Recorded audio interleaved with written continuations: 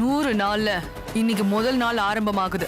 முதல் கோணல் முற்றிலும் கோணல்ங்கிற மாதிரி இந்த முதல் நாள் ஏதாவது பண்ணி அதை தடுத்து நிறுத்தினாதான் உண்டு. அதுக்குதான் ஐடியா எதுவும் ஒர்க் அவுட்டே ஆக மாட்டேங்குது. உனக்கு ஏதாவது ஐடியா தெரிஞ்சா சொல்லேண்டி. அடியே, நீ யோசிச்சு சொல்றதுக்குள்ள அவன் ஆபீஸ் போயிட்டு எல்லா வேலையும் முடிச்சுட்டே வந்துருவான் போல இருக்கு. அவங்கள போக சொல்லுங்கண்ணே. எதை போக சொல். நான் எல்லாத்தையும் பாத்துக்கிறேன், நீ தைரியமா இரு. இன்னும் 99 நாள்ல நீ போண்டி ஆயி பிள்ளையார் கோயில்ல ஆண்டி ஆயிடுவ. என்ன மிஸ்டர் ரிஷி, நீங்க என்ன ரெனோவேஷன் ஒர்க் ஆரம்பிக்காமலே இருக்கிறீங்க? ஆரம்பிச்சிடறேன் சார். எப்ப சார்? இப்பவே 20 நாள் போயிடுச்சு, இன்னும் 80 நாள் தான் இருக்குது. நீங்க ஏன் சார் வரி பண்றீங்க? 80 டேஸ்ல நான் முடிச்சு தரேன் சார். 100 டேஸே கம்மின்னு எங்களுக்கு தெரியும். நீங்க பெரிய பில்டர், உங்ககிட்ட மேன் பவர் இருக்குங்கிற தைரியத்தெல்லாம் கொடுத்தோம். இப்ப என்னதான் மேன் பவர் இருந்தாலும் 80 டேஸ்ல முடிக்கிறேங்கிறது எவ்வளவு கஷ்டம் தெரியுமா? தெரியும் சார். எக்ஸ்ட்ரா லேபர்ஸை வச்சு அதை நான் முடிச்சு காட்டுறேன். முடிக்கலன்னா எங்களுக்கு தானே நஷ்டம். சார், உங்களுக்கு ஒரு நஷ்டம் மட்டும்தான். எங்களுக்கு ஹோட்டலோட பேர் கெட்டு போயிடும். அதுக்கப்புறம் எங்களுக்கு ஏற்பட போற நஷ்டத்தை யாராலையுமே சரி பண்ண முடியாது. வேர்ல்ட் வைடு இருக்கிற ஹோட்டலுக்கு ஒருத்தன் கூட வரமாட்டான். சார் சார், நீங்க ஏன் சார் அவ்வளவு தூரம் யோசிக்கிறீங்க? சொன்ன தேதியில முடிச்சு தர வேண்டியது என் பொறுப்பு. நீங்க தைரியமா போங்க சார். உங்க லோயஸ்ட் கோர்ட்டுக்கு நாங்க இந்த டெண்டரை தரல. முக்கியமா உங்க கம்பெனியோட குட்வில்லுக்கு தான் கொடுத்திருக்கிறோம். அந்த குட்வில்ல நான் காப்பாத்துவேன் சார். எங்க நீங்க தான் போனே எடுக்க மாட்டேங்கிறீங்களே? இல்ல சார், நான் உங்ககிட்ட டிலே ஆயிடுச்சுன்னு எப்படி சொல்றதுன்னு தெரியலாதான். இப்ப சொன்னீங்களே, அப்படி சொல்லிருக்கலாம். நேர்லங்கிறதுனால சொல்லிட்டேன் சார்.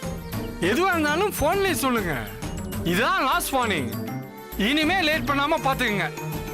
சொன்ன தேதியில முடிக்க முடியலன்னா என்ன நடக்கும்னு உங்களுக்கே தெரியும். சரி, நான் வரேன். Okay sir.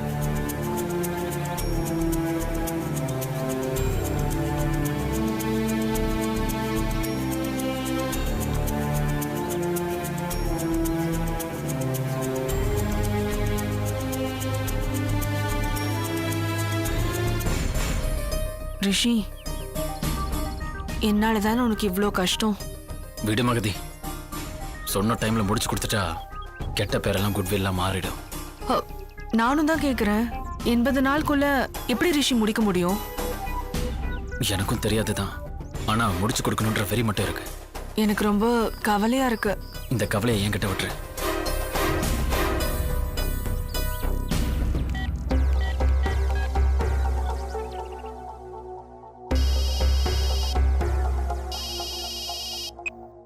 தம்பி சொல்லு தம்பி.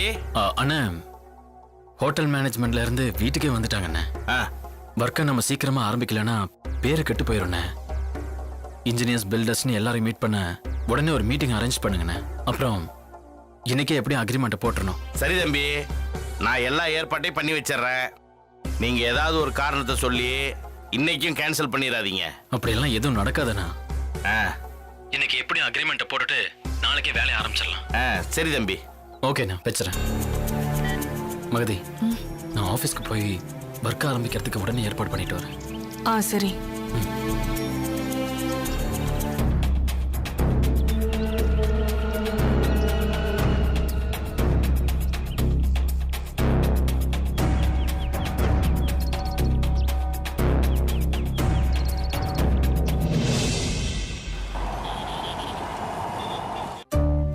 இத்தனை வேலையும் நம்ம மீதி இருக்கிற 80 டேஸ்ல முடிச்சாகணும். அது எப்படி சார் 80 டேஸ்ல மொத்த வேலையும் முடிக்க முடியும்? அது எப்படி பண்ணுவீங்கன்னு எனக்கு தெரியாது, ஆனா எனக்கு அதை முடிச்சு தரணும். சார் 1 or 2 வீக்ஸ் எக்ஸ்டெண்ட் பண்ண முடியுமா? வேலை நேரத்தை எக்ஸ்டெண்ட் பண்ணிக்கலாம், ஆனா நாளை எக்ஸ்டெண்ட் பண்ணவே முடியாது. சார், பர்சனலா ஒரு விஷயம் சொல்றேன் சார். இந்த ப்ராஜெக்டை 80 நாள்ல முடிக்க முடியாதுங்கிறது நிதர்சனமான ஒரு உண்மை. அதே மாதிரி 100 கோடியிலையும் முடிக்க முடியாது. அதுவும் எனக்கு தெரியும். பட் இந்த ரிஷி குரூப்ஸோடைய கௌரவம் பணத்துல இல்ல, பேர்ல தான் இருக்கு. அந்த பேரை காப்பாத்திக்க தான் இவ்வளோ போராட்டம். நீங்களே உங்களுக்குள்ள கலந்து பேசி ஒரு முடிவை சொன்னீங்கன்னா நல்லா இருக்கும். ஏன்னா நான் இதுல பணத்தை மட்டும்தான் போட போறேன். கன்ஸ்ட்ரக்ஷன் வேலையில கூட நான் கலந்துக்க போறது இல்லை. அதனால்தான் லீடிங் பில்டர்ஸ் ஆன உங்ககிட்ட இந்த வேலையை கொடுக்கலான்னு முடிவு பண்ணிட்டேன். இந்த வேலையை முடிச்சு தரதுக்கு நீங்க 6 பேர் தான் பொறுப்பு. மெட்டீரியல்ஸ், மேன் பவர், எக்யூப்மெண்ட்ஸ், எக்ஸிகியூஷன்ஸ் எல்லாமே உங்களுது. நாங்க சப்போர்ட்டுக்கு மட்டும்தான் இருப்போம். என்ன பண்ணுவீங்க, எப்படி பண்ணுவீங்கன்றது எனக்கு தெரியாது. ஆனா 80 டேஸ் தான் டைம். அதுக்குள்ள முடிச்சாகணும்.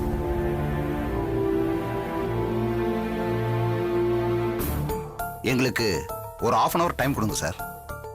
ஓகே, நல்ல முடிவா சொல்லுங்க.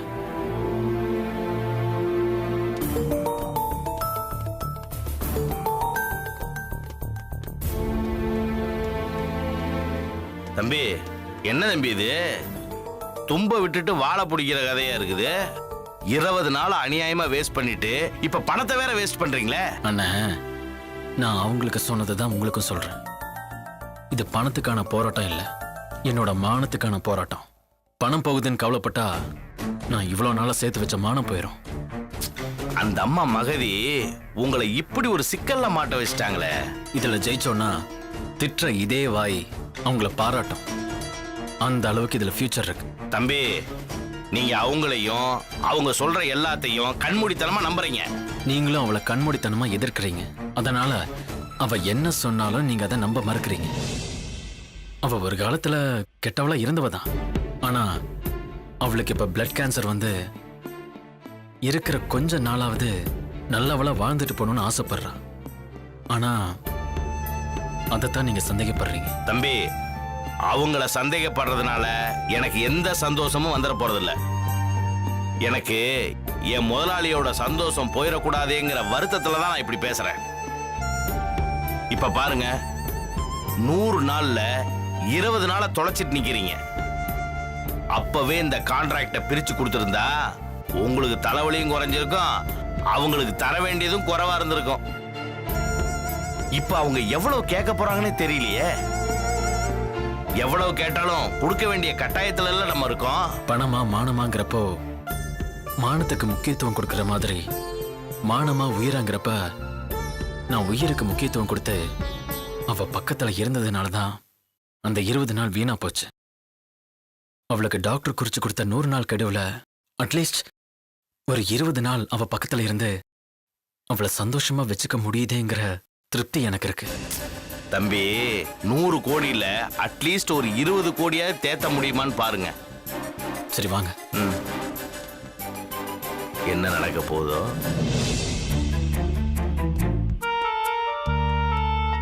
சொல்லுங்க, என்ன முடிவு பண்ணிருக்கீங்க? நாங்க பண்றோம் சார். 80 டேஸ்ல பில்டிங்கை நாங்க உங்க கையில ஒப்படைச்சிரோம் சார். தேங்க்யூ சார், ஒரு விஷயம், இது எங்களோட கோட். நீங்க இவ்வளவு கொடுத்தாதான் இதை எங்களால முடிக்க முடியும் சார். பார்கெயின் பண்ணி இருக்கிற நேரத்தை வீணடிக்க முடியாது. அதனால நீங்க கேட்கறத நான் தரேன். வேலைய ஆரம்பிங்க. அண்ணா, இந்த அமௌண்ட்டுக்கு அவங்க கிட்ட அக்ரிமெண்ட் போட்டுருங்க. தம்பி, என்ன தம்பி இது? அமௌண்ட்டை சும்மா ஹெவியா போட்டிருக்காங்க. வேற வழி இல்லைண்ணே, போட்டு கொடுங்க. ஓகே, நீங்க சொன்ன அமௌண்ட்டை நான் கொடுத்துட்றேன். நான் சொன்னபடி 80 டேஸ்ல நீங்க இந்த ப்ராஜெக்டை முடிச்சு கொடுத்துறணும். Sure sir. தேங்க்யூ.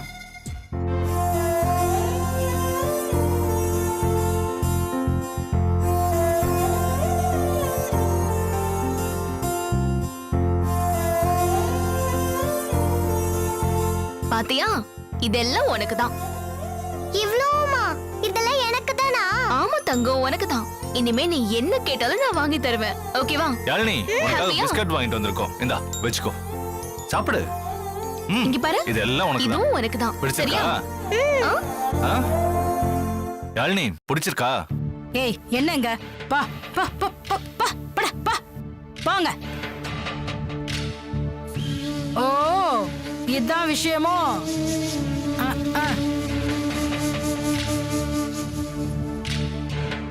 என்னம்மா, அனாதையை ஆதரிக்க வந்திருக்கீங்களோ? அம்மா உங்க வேலையை பார்த்துட்டு போங்க. பெருசா ஜட்டி வாங்கிட்டு வந்துட்டாங்களாம். ஜட்டி என்னவோ காலம் முழுக்க வச்சு காப்பாத்துற மாதிரி பீத்திக்கிறீங்க. மா, உங்க வேலையை பார்த்துட்டு போறீங்களா? பாக்குறேன், என் வேலையை தான் பாக்குறேன். போறேன்.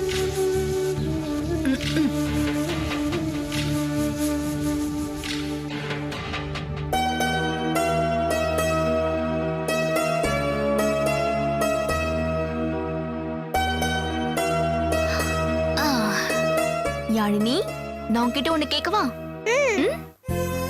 நீ எங்க கூட வந்துடுறியா? நாங்க உன்னை நல்லா வச்சு பாத்துக்கிறோம்.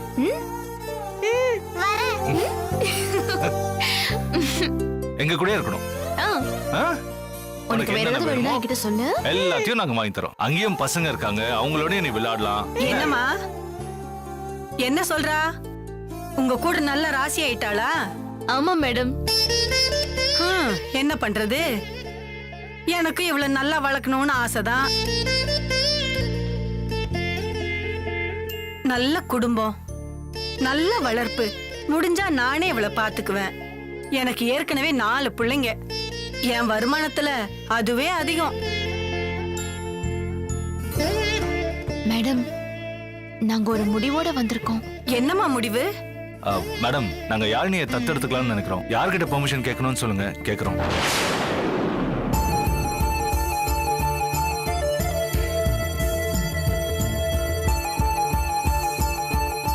இத பத்தி யாருகிட்டயாவது பேசுனீங்களா? இல்லையே, உங்ககிட்ட தான் பேசுறோம். இனிமே பேசாதீங்க. என்னங்க சொல்றீங்க? பேசுனா நடக்காதுங்க. ஏன் மேடம் நடக்காது? சொல்றேம்மா, இவ இந்த நாட்டு பொண்ணு இல்ல, ஸ்ரீலங்கால பிறந்தவ. அந்த நாட்டு குடியுரிமையில இந்த நாட்டுல அகதியா இருக்கா.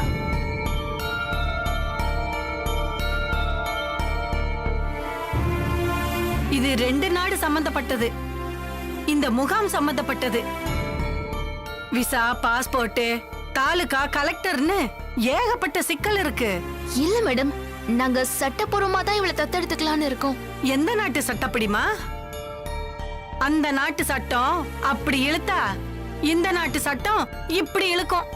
இது ஒரு இடியாப்ப சிக்கல். அதுல மாட்டினா குழந்தை கிடைக்காது. நீங்க கிழவன் கிழவி ஆனதுக்கு அப்புறம் இவ உங்க வயசுல உங்களுக்கு கிடைக்கலாம். சரிங்க, வேற எப்படிதான் தத்தெடுக்கிறது, அதான் சொல்லுங்க. இத மறந்துருங்க. இல்ல மேடம், இல்ல, எனக்கு யாழினி வேணும். அதுக்கு என்ன ஃபார்மாலிட்டியா சொல்லுங்க மேடம். ப்ளீஸ், எனக்கு யாழினி வேணும். அதுக்கு ஒரு வழி சொல்றேன். கொஞ்சம் தப்பான வழிதான், ஆனா அதுதான் சரியான வழி. என்ன மேடம் சொல்ல வரீங்க? ஒண்ணுமே புரியல. புரியல, என்ன சொல்றீங்க? இதோ பாருங்கம்மா, நீங்க 2 பேரும் நாளைக்கு வந்து யாருக்கும் தெரியாம ரகசியமா குழந்தைய கூட்டிட்டு போயிருங்க. உங்ககிட்ட குழந்தை எங்கன்னு கேட்டா என்ன சொல்லுவீங்க? இங்கதான் எங்கேயாவது விளையாடிட்டு இருப்பா, தேடி பாருங்கன்னு சொல்லுவேன். கிடைக்கலன்னு சொல்லிட்டாங்கன்னா? இவ எங்கன்னு தேடி சண்டை போட யார் இருக்காங்க? அதனால 2 நாள் தேடிட்டு விட்டுருவாங்க. ஒரு தட்டு சோறு குறைஞ்சதுன்னு சந்தோஷப்படுவாங்க. மேடம், வேற எந்த பிரச்சனையும் வராதுல்ல? தெரியாத வரைக்கும் எந்த பிரச்சனையும் இல்ல. ஆமா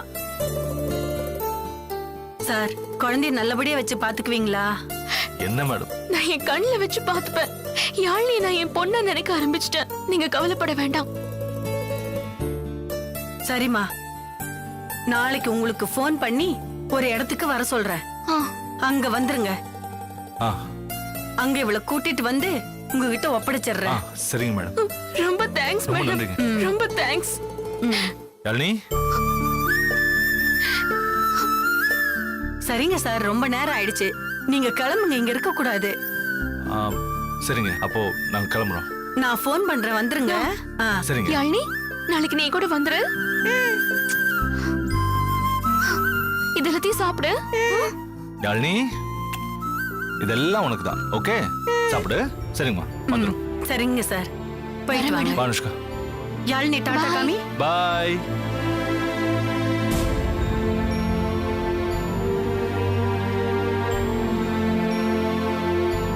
இனிமே உனக்கு நல்ல காலம்தான். ஹாப்பியா இரு.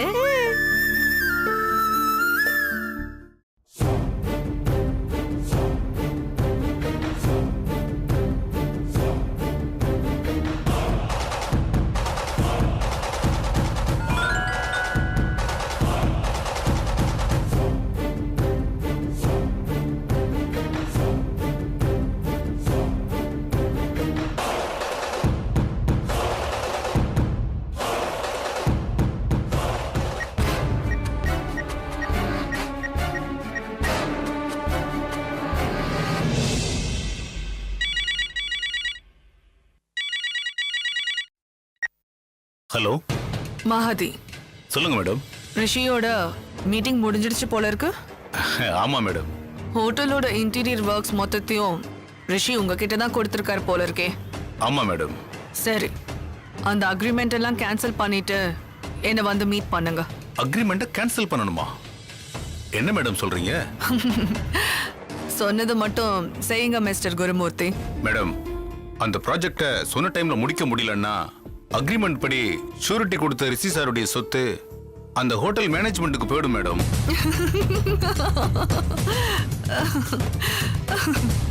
குருமூர்த்தி, அது போகணும் தான் அக்ரிமெண்ட்டை உங்களை கேன்சல் பண்ண சொல்றேன். என்ன மேடம் சொல்றீங்க? ஒண்ணுமே புரியல மேடம். அதிர்ச்சியா இருக்கா? அப்போ நீங்க சார் கூட சேர்ந்து வாழ்ந்துட்டு இருக்கிறது நாடகம். மேடம், உங்க துரோகத்துக்கு நான் பலியாக முடியாது மேடம். அவர் என் மேல பெரிய நம்பிக்கை வச்சிருக்காரு. அதனாலதான் இவ்வளவு பெரிய ப்ராஜெக்ட என்ன நம்பி கொடுத்திருக்காரு. யோசிச்சுதான் பேசுறீங்களா குருமூர்த்தி? நான் நினைச்சேனா இந்த கான்ட்ராக்ட் மட்டும் இல்ல, இனிமே உங்களுக்கு எந்த கான்ட்ராக்ட்மே இல்லாம என்னால பண்ண முடியும். அப்படி மட்டும் என்ன பண்ண வச்சிடாதீங்க. என்ன மிரட்டுறீங்களா?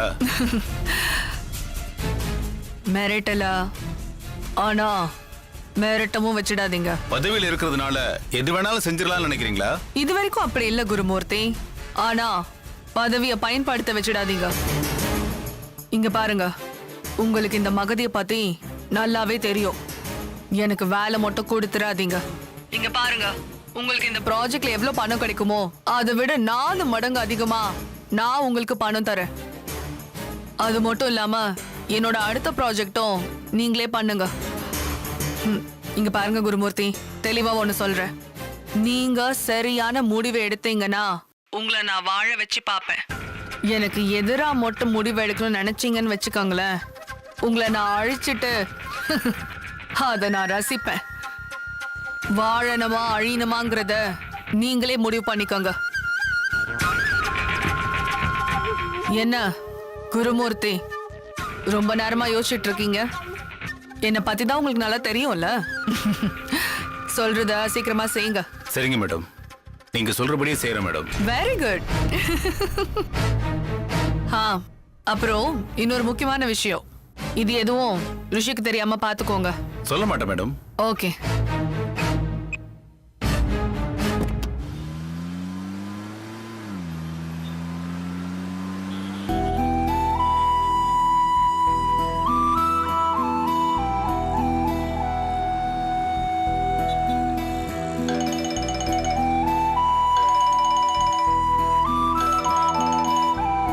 ரித்திகா குட்டி கால் பண்றா. செல்லம், ஹலோ குட்டி செல்லம். டாடி,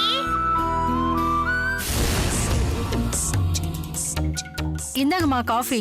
அங்கவே. என்னம்மா நினைச்சதெல்லாம் நடந்துட்டு இருக்கு போல இருக்கு. நேரம் நல்லா இருக்குடி. அதான் இதெல்லாம் நடக்குது. அந்த ரிஷியோட ஜாதக கட்டம் சரியில்லை. அதான் இந்த மகதியோட பிளான் அவனுக்கு எதுவும் புரியல. பாவம் என்கிட்ட வசமா மாட்டிக்கிட்டான். அவன் கஷ்டப்பட்டு ஆரம்பிச்சத நான் இஷ்டப்பட்டு முடிச்சு வச்சிட்டேன். ஹலோ, அந்த ரிஷி பாவம்டி. செல்லக்குட்டி செல்லம்,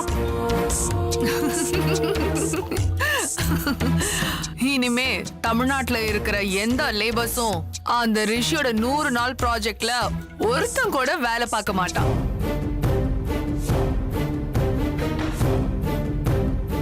அந்த ஹோட்டல் இன்டீரியர் ஒர்க்ஸ்ல ரிஷியால ஒரு செங்கலை கூட உருவவும் முடியாது, சொருவவும் முடியாது.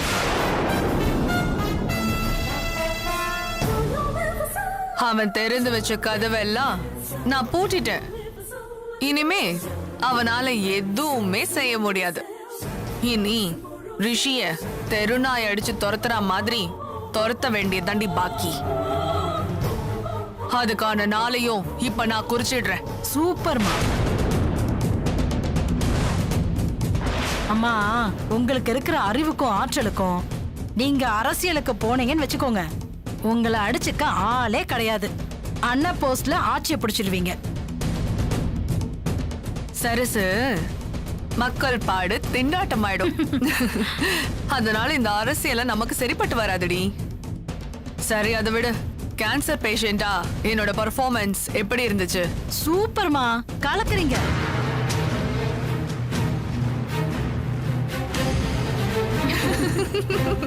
நீங்க மட்டும் சினிமால நடிச்சிருந்தீங்க, இந்த ஆஸ்கர் அவார்டு ஏதோ சொல்றாங்களே, அத உங்களுக்கே கொடுத்திருப்பாங்கன்னா பாத்துக்கோங்களேன்.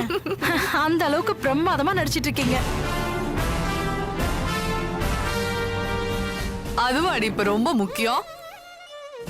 அந்த ரிஷி இருக்கான்ல, அவன் அவமானப்படணும். சொன்ன தேதியில அந்த ப்ராஜெக்ட முடிக்க முடியாம அவன் தவிக்கணும்டி. ஏண்டா இந்த உலகத்துல வாழறோன்னு அவன் நினைக்கணும். அந்த சந்தோஷமே எனக்கு போதும்டி. அம்மா, நீங்க கவலையே படாதீங்க. அவர் அழியிற நாளும் வந்துருச்சு, நீங்க ஜெயிக்க போற நாளும் வந்துகிட்டே இருக்கு. கரெக்டா சொன்னடி. அவன் சொத்த மொத்தத்தையும் ஷூரிட்டி கொடுத்திருக்கான்.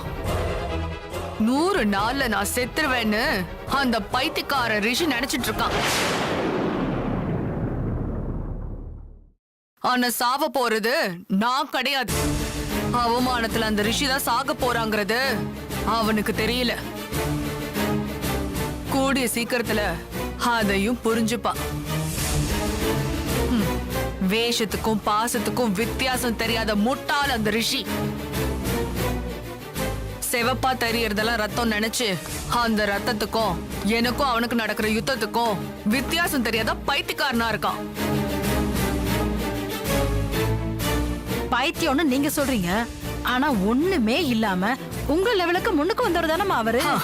அதான் இப்ப நான் அவனை தெருவுக்கு கொண்டு வர போறேனே, அப்புறம் என்ன?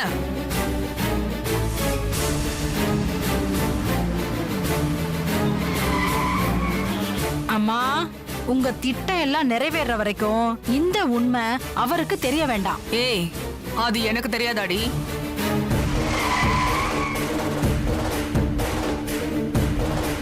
அம்மா, சார் வந்துட்டாருன்னு நினைக்கிறேன். வந்துட்டானா? இப்போ என் பர்ஃபார்மன்ஸ் எப்படி இருக்க போகுதுன்னு மட்டும் பாரு. ஆக்டிங் செம்மையா பண்றேன். ஆஸ்கர் தாண்டின அவார்டு ஏதாவது இருந்தா யோசிச்சு வை.